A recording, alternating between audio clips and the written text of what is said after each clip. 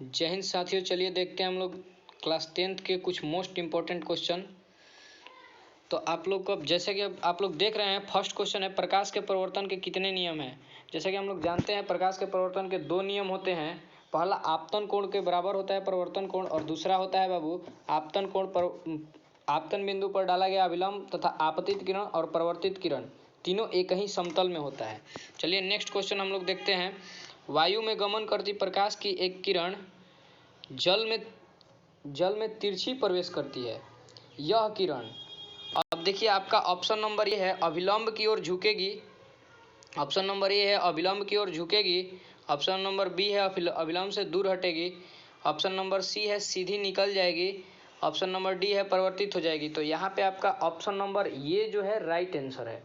Option number A जो है right answer है, अभिलंब की ओर झुकेगी, क्योंकि कोई भी किरण सघन से विरल से सघन माध्यम में जाती है तो अभिलंब की ओर झुकती है। निम्नलिखित में अगला क्वेश्चन आप लोग का है कि निम्नलिखित में किस लेंस को अपसारी लेंस कहते हैं। निम्नलिखित में किस लेंस को अपसारी लेंस कहते हैं।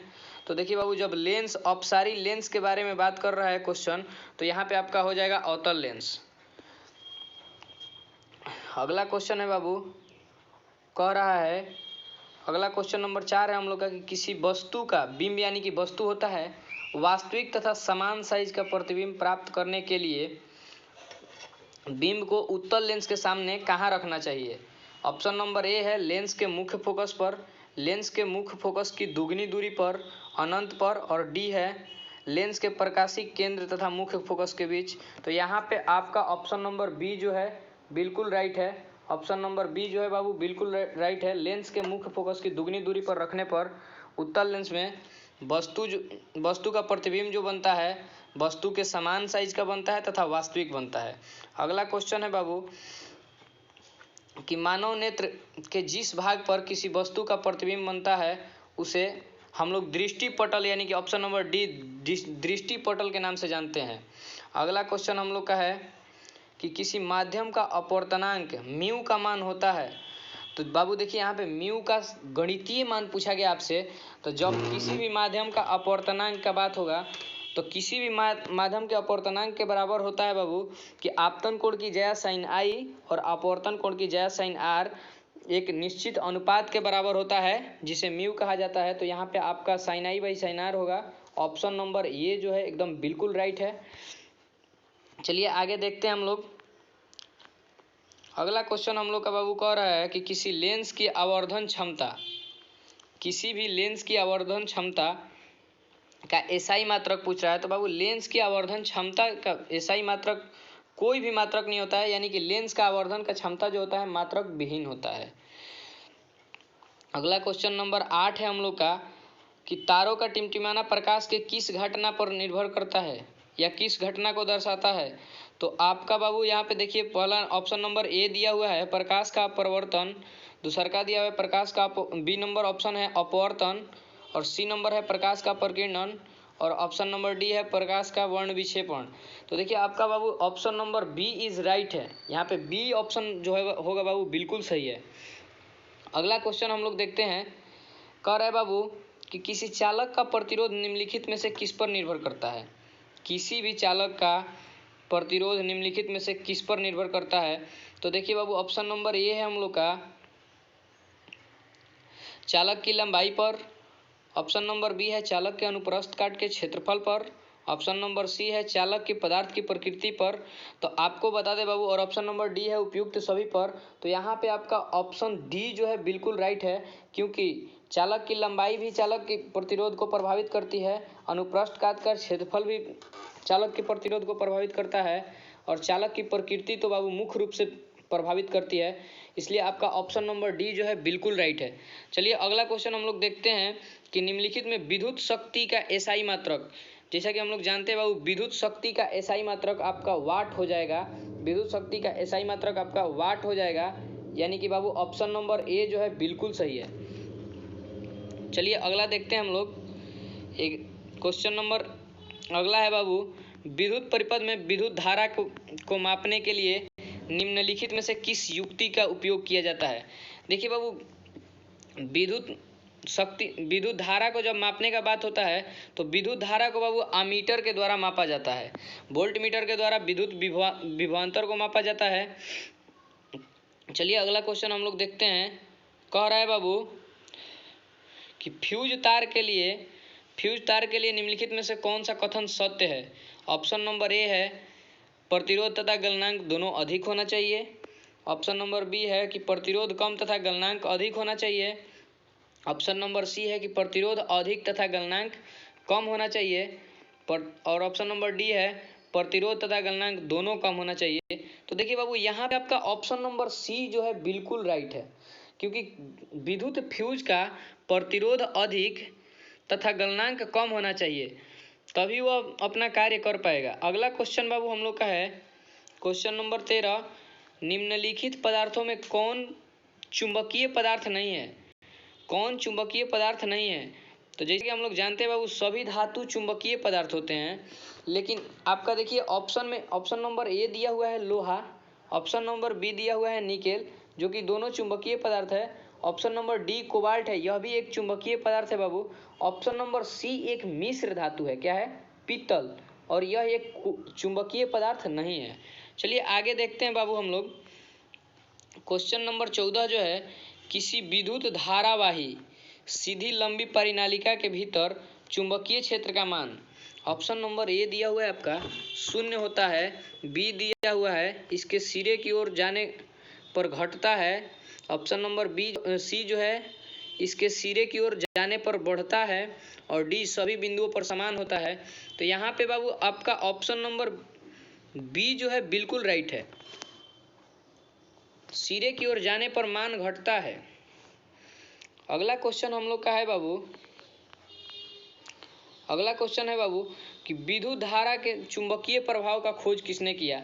जब बाबू विद्युत धारा के चुंबकीय प्रभाव का खोज का बात होगा तो बाबू देखिए आपका एम्पियर ने विद्युत धारा का खोज किया था,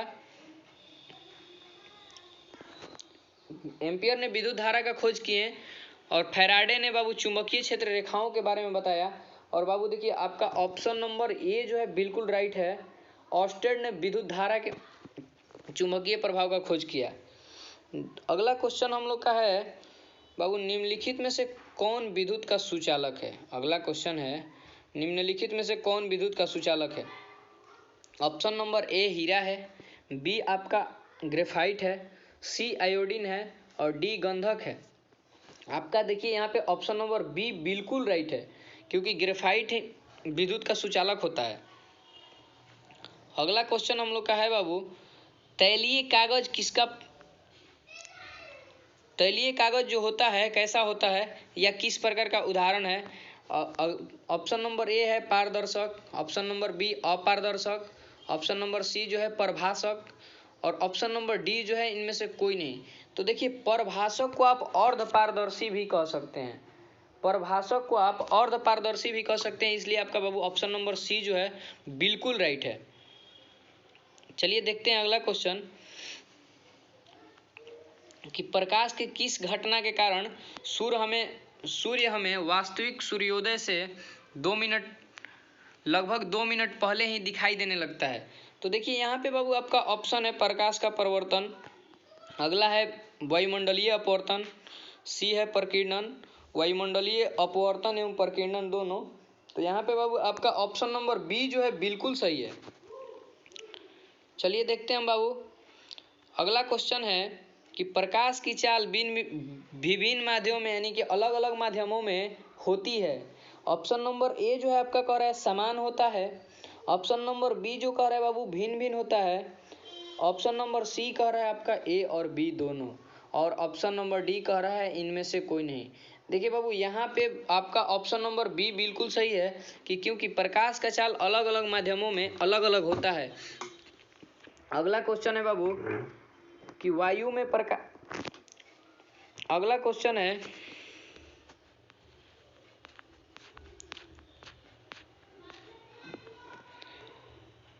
कह रहा है बाबू अगला क्वेश्चन, वायु में प्रकाश की चाल निर्वात में प्रकाश की चाल की अपेक्षा।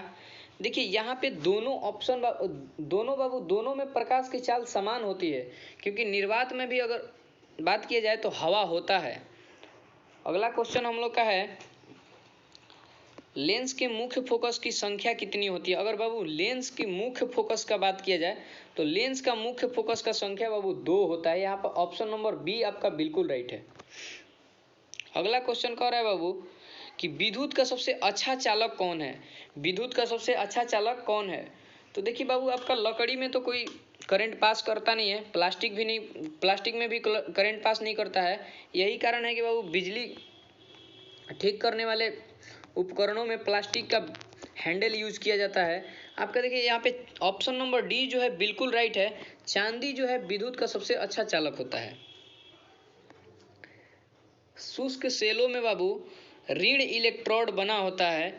यहाँ पे देखिए शुष्क सेलों में ऋण इलेक्ट्रोड आपका बना होता है बाबू। ऑप्शन नंबर ए है तांबा का, ऑप्शन नंबर बी है कार्बन का, सी है जस्ता का, और ऑप्शन नंबर डी इनमें से कोई नहीं। तो यहाँ पे भी बाबू आपका बी ऑप्शन जो है बिल्कुल सही है, कार्बन का बना होता है।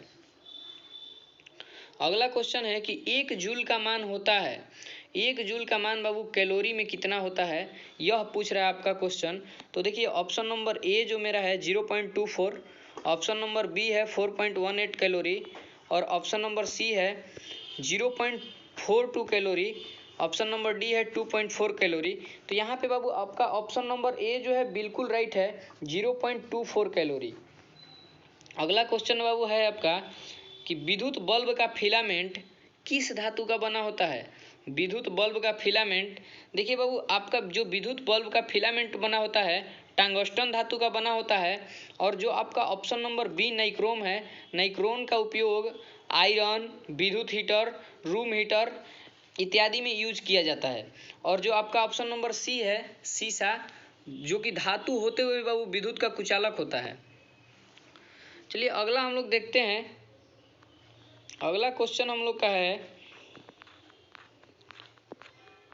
रिओस्टेट का उद्देश्य क्या है? रिओस्टेट का उद्देश्य क्या है?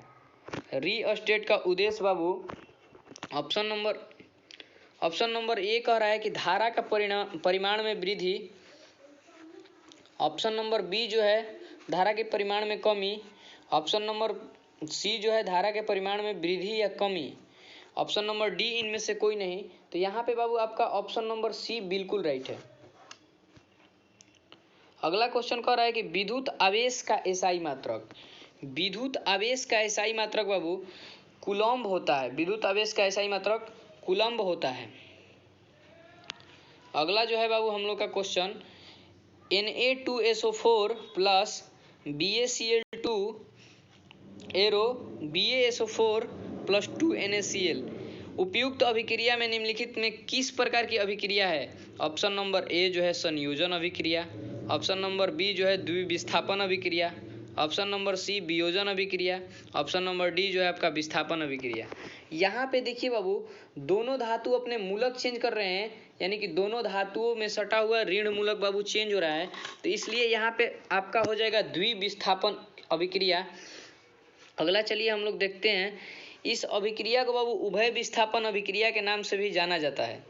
अगला क्वेश्चन कह रहा है बाबू कि अम्लीय वर्षा का पीएच मान कितना होता है? तो अम्लीय वर्षा का पीएच मान 5.6 से कम होता है। अम्लीय वर्षा का पीएच मान 5.6 से कम होता है। अगला क्वेश्चन जो है हम लोग का NaHCO3 यौगिक का प्रचलित नाम कौन सा है? NaH यानी कि सोडियम हाइपोक्लोरेट, इसको बाबू हम लोग धोबन सोडा के नाम से भी जानते हैं, यानी कि ऑप्शन नंबर ए जो है आपका बिल्कुल राइट है। कह रहा है अगला क्वेश्चन बाबू कि अपच के उपचार करने के लिए इनमें से किस औषधि का उपयोग किया जाता है? तो अपच का उपचार के लिए बाबू एंटासिड का यूज किया जाता है, एंटासिड, यानी कि ऑप्शन नंबर सी जो है आपका बिल्कुल राइट है। अगला क्वेश्चन कह रहा है कि चींटी के डंक एक अम्ल छोड़ जाते हैं जिनके कारण जलन एवं दर्द का अनुभव होता है, यह अम्ल निम्नलिखित में से कौन है? तो आपका जो देखिए बाबू यहाँ पे होगा मिथेनोइक अम्ल या फॉर्मिक अम्ल, इसको बोल सकते हैं। इथेनोइक अम्ल नहीं हो पाएगा। ऑक्जेलिक अम्ल बाबू टमाटर में पाया जाता है, और नींबू नारंगी में सिट्रिक अम्ल पाया जाता है। ठीक है, चलिए अगला देखते हैं।